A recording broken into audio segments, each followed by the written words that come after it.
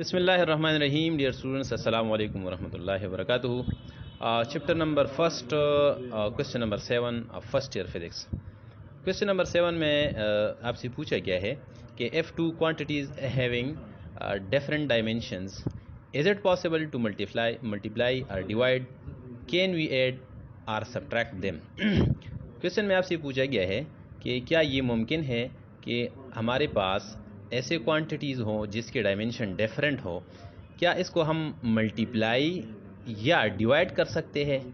और इसके साथ साथ दूसरा ये सवाल पूछा गया है कि कैन वी ऐड और सब्ट्रैक्ट देम, कि अगर हमारे पास डिफरेंट ऐसे क्वांटिटीज़ हों जिसके डायमेंशन डिफरेंट हो, क्या इसको हम ऐड और सब्ट्रैक्ट या मल्टीप्लाई और डिवाइड कर सकते हैं कि नहीं। डिफाइन आपसे सवाल पूछा गया है, तो आंसर हमारे पास आंसर है। आंसर इसी तरह मैंने दिया गया है कि quantities of same nature can always be added and subtracted but can never be multiplied and divided, while quantities of different nature can always be multiplied and divided and can never be added and subtracted। Short answer मैंने दिया गया है और बहुत comprehensive भी है कि ऐसे क्वांटिटीज़ जिसका नेचर सेम होगा। नेचर सेम का मतलब है कि हमारे पास एक क्वांटिटी अगर मास है तो दूसरा भी मास होगा, अगर एक हमारे पास फोर्स है तो दूसरा भी फोर्स होगा। इसी को हम कहते हैं same nature quantity. So quantities of same nature shall always be added and can always be added. इसको हम ऐड और सब्ट्रैक्ट कर सकते हैं, लेकिन इसको हम मल्टीप्लाई और डिवाइड नहीं कर सकते। सिमिलरली हमारे पास अगर क्वांटिटीज़ के डायमेंशन डिफरेंट हो, if while quantities of different nature, अगर नेचर डिफरेंट हो, they can always be multiplied and divided and can never be added and subtracted. For example explanation में आपको दिया गया है कि हमारे पास एक क्वांटिटी है एक्सेलरेशन और दूसरा क्वांटिटी है mass. They are dimensionally different. ये हमारे पास डायमेंशनली क्या है, दे आर डिफरेंट बिकॉज ये हमारे पास किलोग्राम है, मास है इसका यूनिट, ये मास है इसका यूनिट है किलोग्राम, और ये हमारे पास एक्सेलरेशन है इसका यूनिट है मीटर पर second. They are differently, they having different dimensions, so but still they can be they are multiplied. For example, m dot a, mass multiplied by acceleration, it becomes equal to force। जिस तरह हमें पता है कि Newton का second law है कि F is equal to M A. Similarly I can divide, force को मैं डिवाइड कर सकता हूँ मास पर, तो आपके पास आएगा A is equal to F by M. इसका मतलब है कि मास और एक्सेलरेशन का नेचर डिफरेंट है, तो इसको मैं मल्टीप्लाई और डिवाइड कर सकता हूँ। ठीक है। और इसी तरह इसको मैं ऐड नहीं कर सकता, मतलब A plus M, acceleration plus mass, it can never be added, it having no meaning, इसका कोई भी मानी नहीं है। सिमिलरली ए प्लस एफ, मैं एक्सेलरेशन को फोर्स के साथ ऐड नहीं कर सकता। और दूसरा जो इसका दूसरा पार्ट है, मेरे पास एक क्वांटिटी है मास मल्टीप्लाई बाय वेलोसिटी, इसको मैं मल्टीप्लाई कर सकता हूँ, इससे आपके पास आएगा मोमेंटम, जिस तरह हमें मालूम है। तो इसी एग्जांपल नंबर इसी वाला, ये वाला और ये वाला, इसमें हमारे पास दो डिफरेंट क्वांटिटीज़ है, इसके डायमेंशन डिफरेंट है, लेकिन इसको मैं मल्टीप्लाई और डिवाइड कर सकता हूँ, लेकिन इसको मैं न ऐड कर सकता हूँ और न सब्ट्रैक्ट कर सकता हूँ। तो जिस तरह मैंने आपको जवाब में दिया गया है कि जिस क्वांटिटीज़ के डायमेंशन, जिसकी नेचर डिफरेंट हो, नेचर डिफरेंट, ये हमारे पास मास है, ये एक्सेलरेशन है, इनकी नेचर डिफरेंट है, इसको मैं मल्टीप्लाई और डिवाइड कर सकता हूँ according two example number 1, example number 2। Similarly अगर मेरे पास क्वांटिटीज़ है और इसकी नेचर सेम है, नेचर सेम का मतलब है दूसरे एग्जांपल में मैंने आपको लिखा है, ये हमारे पास मास है 20 किलोग्राम और ये हमारे पास ये भी मास है, ये 30 किलोग्राम है, दोनों के नेचर सेम है, इसको मैं ऐड कर सकता हूँ, तो आपके पास आएगा 50 किलोग्राम। इसको मैं ऐड भी कर सकता हूँ और सब्ट्रैक्ट भी कर सकता हूँ। 30 माइनस 20 किलोग्राम आपके पास आएगा 10 kg। सो हमारे पास रिजल्टेंटली ये हमारे पास कंक्लूजन ये है कि अगर हमारे पास किसी भी 2, 3, 4 या जितनी भी क्वांटिटीज़ हो, अगर इनकी डायमेंशन डिफरेंट हो, जिस तरह सवाल में पूछा गया है, तो इनको हम ऐड या सब्ट्रैक्ट नहीं कर सकते, लेकिन इसको हम मल्टीप्लाई और डिवाइड कर सकते हैं। और ये वाला सवाल जो है, सवाल नंबर 4 जो है, ये मैंने शुरू किया था, इससे पहली वीडियो दरमियान में कट हो गई, चलो मैं इसको दोबारा से आगाज़ करता हूँ। क्वेश्चन नंबर 4 है कि what should be the angle of projection if the kinetic energy of the projected body at the summit point is half of the projection point. अगर यहाँ पर काइनेटिक एनर्जी जितनी भी है, फॉर एग्जांपल यहाँ पर काइनेटिक एनर्जी ई है, तो यहाँ पर E/2 हो जाएगी। लेकिन यहाँ पर फिर एंगल फाइंड करना है कि कौन सी एंगल से यहाँ इसको फायर करेंगे इस बॉडी की, ताकि समिट पॉइंट पर पहुंचकर इसकी एनर्जी क्या E/2 हो जाए। शाबाश। तो मैंने आपको बताया कि हमारे पास कुछ इक्वेशन है, इसको याद रखिए कि kinetic energy at the summit point is equal to initial kinetic energy into cos square theta. ठीक है। और इसके बाद है अगर पोटेंशियल एनर्जी को फाइंड करना चाहते हैं तो ये बराबर होगी कि initial kinetic energy into sine square theta. ठीक है। ये अपने पास नोट कीजिए, ये इक्वेशंस है। और इन दोनों का रेशो मैंने फाइंड किया। पोटेंशियल एनर्जी को डिवाइड किया काइनेटिक एनर्जी पर, potential divide by kinetic is equal to ये इक्वेशन पुट कीजिए, initial kinetic energy into sine square theta. Similarly final kinetic energy is equal to initial kinetic energy into cos square theta. ये एक दूसरे के साथ cancel हो जाएंगे। Kinetic ऊपर क्या बचेगा आपके पास, साइन स्क्वायर थीटा आएगा और नीचे cos स्क्वायर थीटा। तो आपको पता है sign square theta divide by cos square theta से बराबर होगा टेंजेंट स्क्वायर थीटा। बिल्कुल टेंशन न ले। और अगर इसी तरह इसी सवाल के अलावा अगर आपसे कोई और सवाल किया गया तो आप इसी काइनेटिक और पोटेंशियल सारे का सारा रेशो भी फाइंड कर सकते हैं और सारे एमसीक्यूज आप हल कर सकते हैं। सवाल है कि अगर फाइनल काइनेटिक एनर्जी इनिशियल के हाफ के बराबर हो जाए तो ऐसे एंगल को फाइंड करना है। ऐसे एंगल को फाइंड करें जहां पर समिट पॉइंट पर एनर्जी काइनेटिक एनर्जी हाफ हो जाए। शाबाश। तो इस इक्वेशन को इस्तेमाल करें। शाबाश। इस इक्वेशन को मैं इस्तेमाल करता हूँ। आपके पास आएगा final kinetic energy is equal to किसके बराबर है, final kinetic energy is equal to शाबाश इनिशियल काइनेटिक एनर्जी और cos स्क्वायर थीटा। शाबाश। ठीक है। ये तो हमारे पास इक्वेशन है, लेकिन सवाल में आपको ये दिया गया है तो यहाँ पर ये जो आपको नजर आता है इसकी जगह हाफ के ई पुट करें। शाबाश। Half initial kinetic energy is equal to initial kinetic energy into cos square theta. इसमें ऐसे कुछ फैक्टर्स है जो कि कैंसिल होते हैं। लेफ्ट साइड पर हाफ बचेगा, राइट साइड पर cos स्क्वायर थीटा आएगा। यहाँ पर भी अंडर रूट ले ले। शाबाश। यहाँ पर भी ले ले। आपके पास आएगा 1/√2 और राइट साइड पर cos थीटा आ जाएगा।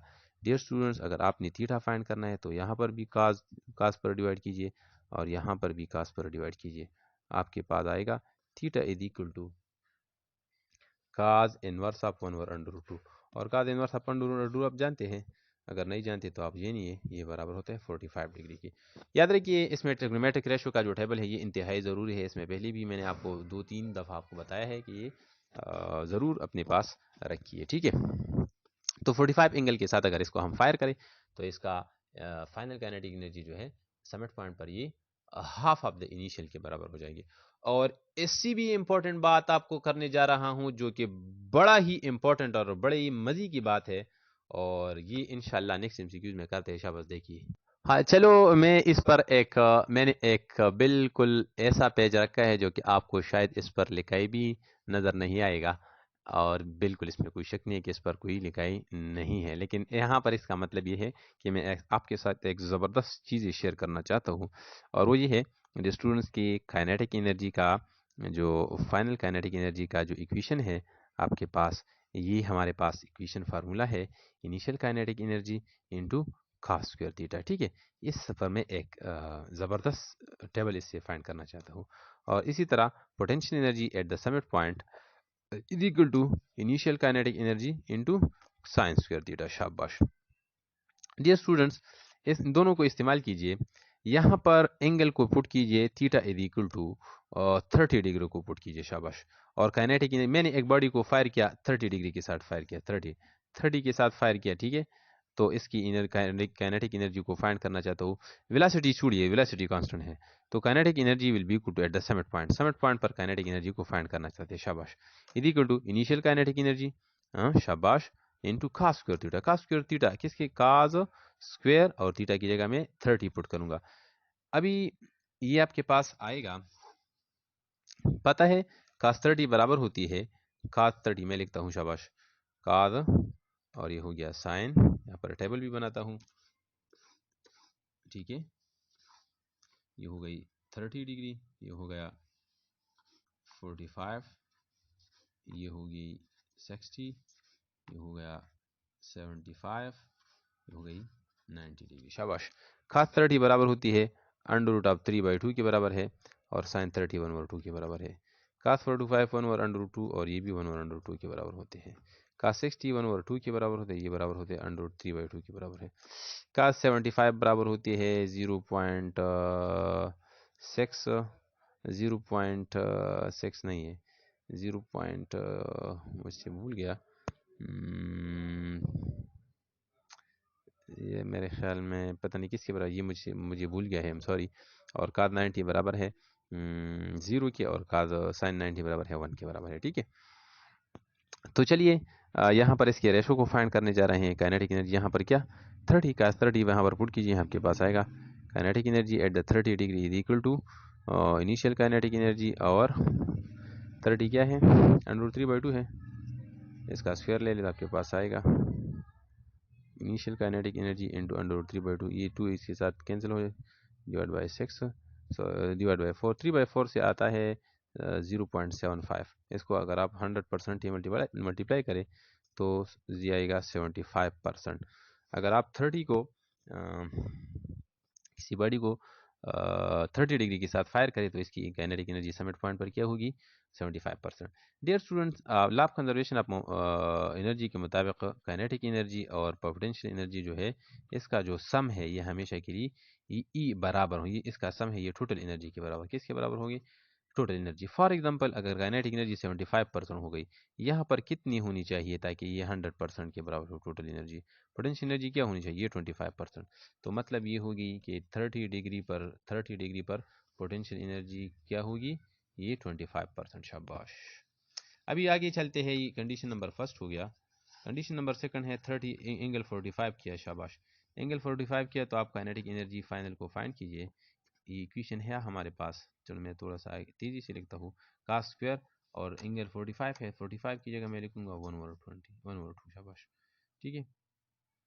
कास 45 किसके बराबर है 1/√2 के बराबर है, और स्क्वायर की जगह मैंने स्क्वायर भी लिया। आपके पास आएगा इनिशियल काइनेटिक एनर्जी इंटू 1/2। 1/2 का मतलब ये हाफ के बराबर हो जाएगा 0.5। 0.5 को अगर आप परसेंटेज में कन्वर्ट करें तब क्या आएगा 50%। मतलब 45 डिग्री पर ई काइनेटिक एनर्जी 50% हो जाएगी। तो अगर काइनेटिक एनर्जी 50 हो गई तो टोटल एनर्जी तो 100% है, ये पोटेंशियल एनर्जी भी 50 होनी चाहिए। तो potential energy is equal to 50% at angle equal to 45 degree. ठीक है, इसका मतलब ये है कि काइनेटिक पोटेंशियल एनर्जी इंक्रीज होती है as the angle is increasing 30 से 45। तो अगर 30 से 45 हो गया तो इसका मतलब 25 से ये 50 हो जाएगा। As the angle is increasing, what is happening to the potential energy? As the angle is increasing, what is happening to the potential energy is also increasing, and the kinetic energy is decreasing gradually. What is happening to the total energy? Total energy remains the same. समझ आ गई बात, ये remain the same है। ठीक है, इसी तरह आप फाइंड कीजिए। मैं आसानी से लिखता हूँ 30 डिग्री 45 डिग्री 60 डिग्री 75 डिग्री और 90 डिग्री। यहाँ पर पोटेंशियल, यहाँ पर काइनेटिक, यहाँ पर मैं लिखता हूँ शाबाश काइनेटिक एनर्जी, यहाँ पर मैं लिखता हूँ पोटेंशियल एनर्जी।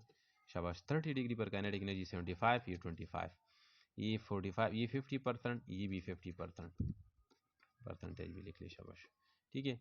यहाँ पर ये हो जाती है, ये 25% हो जाती है और ये 75% हो जाती है। शाबाश, अभी ये यहाँ पर हो जाती है 6.25% और ये यहाँ पर 92.5 होती है।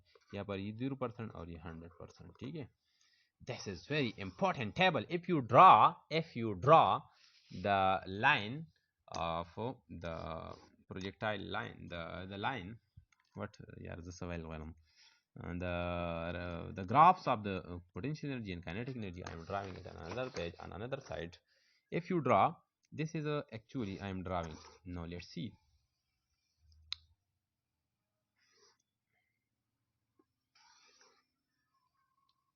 What is happening?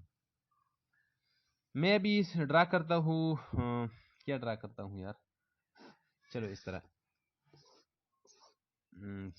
Single draw करूँ यार। इसकी टोटल एनर्जी है जो है ये कांस्टेंट होती जाएगी, कांस्टेंट होगी, और इसकी पोटेंशियल एनर्जी इंक्रीज़ होती जाएगी एंगल के साथ, और काइनेटिक एनर्जी डिक्रीज़ होती है। पता नहीं मुझसे भूल गया।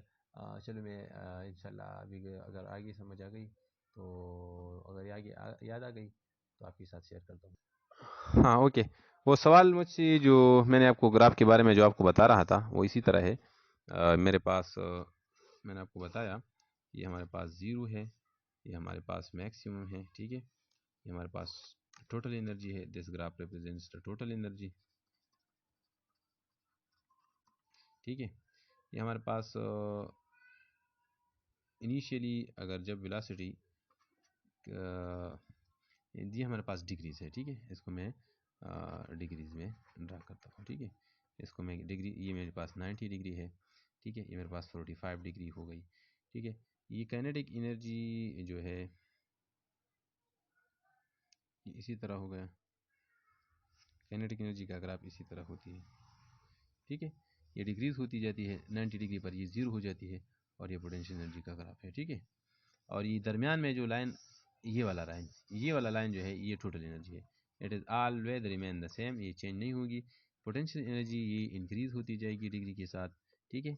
जो एंगल इंक्रीज होती है तो ये पोटेंशियल एनर्जी भी इंक्रीज होगी, और जो एंगल डिक्रीज होती है तो पोटेंशियल एनर्जी को देखिए ये भी डिक्रीज होती है, ठीक है। इसका ग्राफ हो गया। हाँ, और आगे हमारे पास एमसीक्यूज है जो कि बड़ा इंपॉर्टेंट भी है और बड़ा ज़बरदस्त एमसीक्यूज भी है, कि Shahid Afridi hit hard the ball and followed a projectile path, followed a projectile path, ये हो गया projectile path, ठीक है। Such that the ball hits the ground in 6 seconds. If the ball was hit on the surface of the moon, the airborne time was b, हाँ, will be, shall be, ठीक है। अगर हमारे पास एक शाहिद अफरीदी ने यहाँ पर एक बाल को हिट किया और ये 6 सेकंड में ये हवा में रहा, 6 सेकंड के लिए टाइम, 6 सेकंड के लिए ये हवा में रहा। अगर ये अर्थ पर ये मामला है, ये अभी ये अर्थ पर ये माजरा हो रहा है, ठीक है। अगर ये शाहिद अफरीदी चला गया मून पर, चला गया, ये मून आ गया मून, ठीक है। और मून पर उन्होंने क्रिकेट अरेंज किया, और क्रिकेट अरेंज करने के बाद एक बार फिर शाहिद अफरीदी ने हिट किया, एक बाल को हिट किया, वो मून पर तो वापस आ गिरेगा, लेकिन ये कितना टाइम लेगा। टाइम के बारे में आपसे सवाल पूछा गया है, तो मेरे ख्याल में आसान है, मुश्किल तो नहीं है।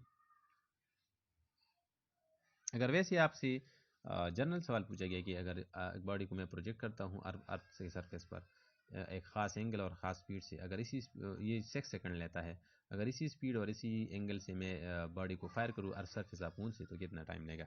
तो टाइम का जो फार्मूला है T equal to 2VI sine theta divide by G, ये वाला इक्वेशन है, ठीक है ना। इधर देखिए यहाँ पर आपको सब कुछ दी गई है, मतलब टाइम तो आपको दिया गया है, इनिशियली आपको तो टाइम दिया गया है, मतलब न थीटा की जरूरत है, न इनिशियल वेलोसिटी की जरूरत है। सिर्फ और सिर्फ यहाँ पर आपसे एक ट्रैक आपसे मांगते हैं कि यहाँ पर तो अर्थ की जो जी है ये 9.8 मीटर पर सेकंड है, और मून पर जो जी है पता है कितनी है, ये अर्थ की ग्रेविटेशनल एक्सेलरेशन से 1/6 गुना ये कम होता है, 1/6 टाइम्स। तो आप देखिए जी और टी का आपस में क्या कौन सा रिलेशनशिप है, ये तो आपस में एनालॉजी है, ये तो आपस में इनवर्स रिलेशनशिप है। अगर एक ज़्यादा होता है तो दूसरा कम होता है। तो आपको पता है कि gravitational acceleration on the surface of the moon कितना है, ये कम होता है, और ये तो फिर ज़्यादा हो जाएगा। ये कितना कम होता है, सरफेस ऑफ मून पर ग्रेविटेशनल एक्सेलरेशन 6 गुना कम होती है, लिहाजा यहाँ वहीं पर टाइम भी 6 गुना ज़्यादा लगेगा। सो time on the surface of the moon for the same velocity and for the same angle as that was for the earth will be equal to 6 times greater than the surface of the earth time, ठीक है। और surface of earth पर कितना time इन्होंने इन बाल ने लिया है, 6 सेकंड लिया है, तो आपके पास आएगा मून वाला 6 multiply by 6 equal to 36 second is the correct answer, ये वाला करेक्ट है। इसी तरह एक जनरल सवाल आपसे पूछता हूँ, यहाँ पर देखिए कि आपके पास अगर क्या है हाइट के बारे में पूछा गया, तो आपके फार्मूला है V square sine square theta divide by 2g। इसी तरह सवाल है, इसी तरह है। अगर किसी बॉडी ने यहाँ पर फायर हो गई और वेलोसिटी भी दिया गया है और डिस्प्लेसमेंट थीटा एंगल भी दिया गया है, लेकिन आपको इसके बारे में कुछ भी नहीं बताया, और सरफेस ऑफ मून पर, सरफेस ऑफ अर्थ पर इस बॉडी ने टाइम लिया 10 सेकंड लिए, ठीक है। कितने टाइम लिया, 10 सेकंड। तो मून पर ये कितना टाइम लेगा? तो मून पर देखिए यहाँ पर G और H का आपस में कैसा रिलेशनशिप है? H और G का आपस में इनवर्स रिलेशनशिप है। इसी तरह जिस तरह T और G का आपस में इनवर्स रिलेशनशिप था।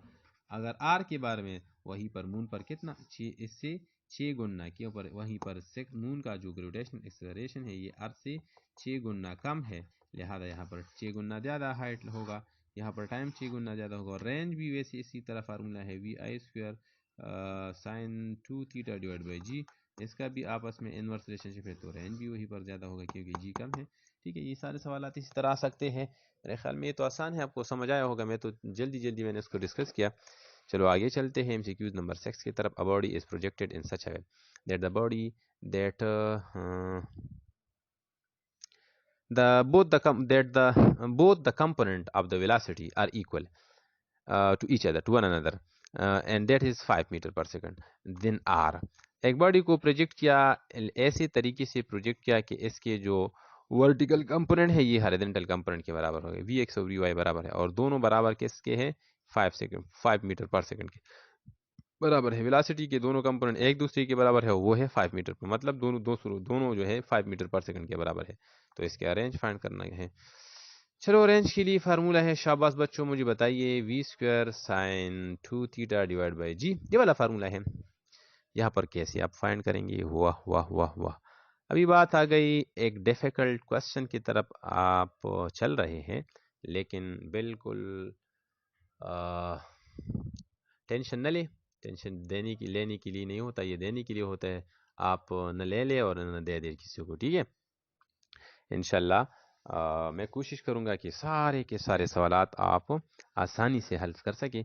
इसके लिए आपके साथ फार्मूला है डियर स्टूडेंट्स, रेंज का जो फार्मूला होता है 2Vx Vy, ठीक है, 2Vx Vy divide by G, ये वाला फार्मूला है, ठीक है। तो यहाँ पर देखिए इसी फार्मूले से ये फार्मूला मैंने डिराइव किया है। कैसे डिराइव किया? डेरिवेशन की आपको ज़रूरत नहीं है, अभी तो आप जा रहे हैं डॉक्टर और इंजीनियर्स बनने जा रहे हैं, अभी टाइम नहीं है, ठीक है। लेकिन आप इसी sin 2 थीटा को अगर आप स्प्लिट करें तो ये आएगा 2 sin थीटा cos थीटा, फिर इसके बाद ये Vx एंड Vy में कन्वर्ट हो जाएगा। अभी देखिए, अभी इंशाअल्लाह आप फटाफट इसको सॉल्व कर सकते हैं, शाबाश। Rx इक्वल टू 2, Vx क्या है? 5 मीटर, और इसी तरह Vy कितनी है? 5 मीटर पर सेकंड डिवाइड बाई G कितनी है? 10 मीटर पर सेकंड स्क्वायर। मैंने 10 लिया, हालांकि 9.8 मीटर पर सेकंड है। इन दोनों को मल्टीप्लाई किया, 25 multiply by 2 is equal to 50 divide by 100, दुला हो जाएगा, आपके पास 5 मीटर जवाब आएगा। 5 मीटर ये रेंज है, आई एम सॉरी, ठीक है। Option number A is the correct answer, ठीक है। समझ आ गई बात? और इसके बाद मैं जा रहा हूँ, ये आपके पास हो गया रेंज वाला